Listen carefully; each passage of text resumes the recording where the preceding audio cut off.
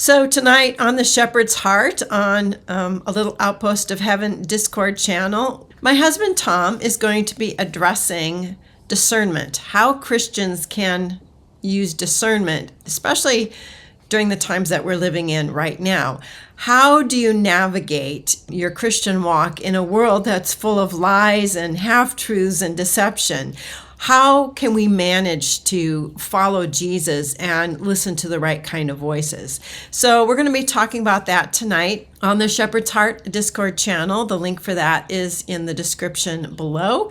And I hope you'll join us. And if you haven't joined Discord, now's a really good time to do that. You will find a wonderful community of loving, kind, gracious people, and some of the best aggregation of world news anywhere, as well as songs and prayer requests and opportunities to reach out to people all over the world and meet some of your brothers and sisters in some far-flung places. So I hope you'll join us tonight. It's at 8 p.m. Eastern Daylight Time. This is Tuesday, September 24th, 2024, and we look forward to seeing you there.